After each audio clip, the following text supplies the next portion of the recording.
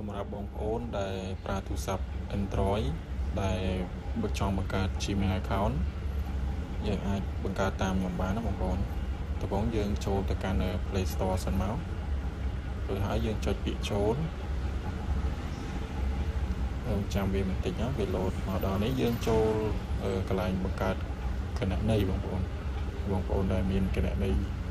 ហើយយើងអាចវាយកន្លែង email ឬទូរស័ព្ទមកបានតែបើអត់យើងចូលទៅកន្លែងបង្កើតគណនីមកអាហ្នឹងសម្រាប់យើងបង្កើតថ្មីបងប្អូនហើយយើងយកកន្លែងសម្រាប់ការប្រើប្រាស់ផ្ទាល់ខ្លួនរបស់ខ្ញុំចុចហ្នឹងមកយើងដាក់ឈ្មោះខ្លួនឯងតាមតញ្ញាបានក៏បានឬក៏ឈ្មោះអីផ្សេងក៏បានដែរបងប្អូនយើងវាយឈ្មោះបញ្ចូលទៅក្នុងហ្នឹងមកអានេះខ្ញុំដាក់ឈ្មោះរបស់គេឈ្មោះពិតគេបងប្អូនដាក់ហើយថ្ងៃខែឆ្នាំកណាត់យើងដាក់តាមតញ្ញាបានក៏បានឬក៏ដាក់ចេះតែដាក់ក៏បានដែរបងប្អូនយើងធ្វើមិនឲ្យគ្រប់អាយុ18ឆ្នាំណាយើងដាក់ថ្ងៃ14ខែមិថុនាទៅឆ្នាំ1986ទៅហើយឬភេទប្រុសភេទស្រីទៅបងប្អូនយើងដាក់ភេទទៅរួចហើយយើងដាក់ចុចបន្ទាប់នៅខាងក្រោមហើយសម្រាប់Gmailនេះយើងវាឲ្យយើងរើសពីរបងប្អូនយើងរើសលើក៏បាន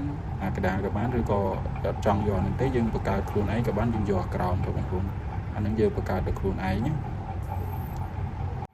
បើសិនជាបងប្អូនមិនចង់យកពីរខាងលើទេតែខ្ញុំយកខាងលើមួយហ្នឹង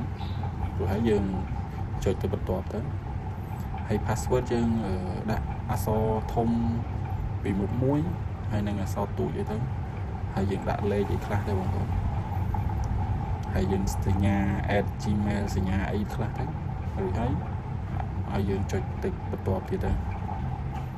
ចុចបន្ទាប់មកចាំវាតិចទៅរួចហើយយើងចុចបន្ទាប់ទៀតបងប្អូនបន្ទាប់នៅខាងក្រោមទៀត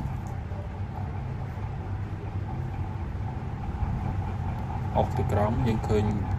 ចុចឡើងខ្ញុំយល់ប្រូបងប្អូនចុចអាហ្នឹងមក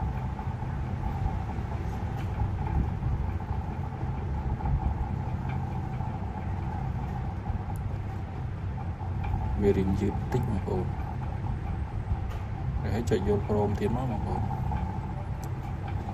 រៀងច្រើនតំណាក់ដែរយើងបង្កើត Gmail យើងចុចព្រមទទួលមកប៉ុណ្ណឹងGmail យើងបង្កើតហើយបងប្អូនតែវាអត់តាន់ពេញសិតទេណាបងប្អូនយើងប្រើទូទៅអាចវាទៅជាខូច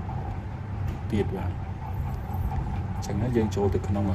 Gmail បងប្អូនកម្មវិធី Gmail ណាបងប្អូនមានទេកម្មវិធី Gmail បើអត់មានទេយើងចូលទៅក្នុង Play Store យើងដោនមកក្នុង Gmail ហើយយើងចូលទៅក្នុងកន្លែងរូបវងមូលខាងស្ដាំបងប្អូនវងអក្សរ P ហ្នឹងឬហើយយើងចូលគ្រប់គ្រងគណនី Google របស់អ្នកអាហ្នឹងយើងចូលមកវាយលេខទូរស័ព្ទបងប្អូនធ្វើអញ្ចឹងGmail យើងអត់ងាយខូចទេយើង verify វាហើយបញ្ចូលលេខទូរស័ព្ទស្ដាយើងចុចឡើងហ្នឹងមកវាឲ្យយើងវាយបញ្ចូលលេខទូរស័ព្ទរបស់យើងមកអានេះយើងចុចលេខរបស់យើងមករួចហើយយើងចុចរក្សាទុកប៉ុណ្ណឹងបានហើយបងប្អូនយើងថយវាមកក្រោយវិញមកបើវាលោតចឹងយើងចុចបោះបង់ទៅហើយយើងថយមកក្រោយវិញមក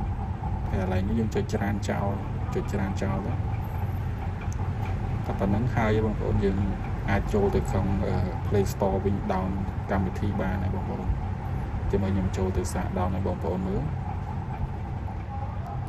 យើងចូលមកយើងអស់រូបកម្មវិធីបងប្អូនដែលចង់ down មកនេះយើង down កម្មវិធីអីក៏បានដែរបងប្អូន down វាមួយសាកមើលទៅឥឡូវខ្ញុំ down Clash of Clans នេះ game មួយមកឃើញទេបងប្អូនវាចាប់ download ភាគរយតែខ្ញុំអត់ down ទេ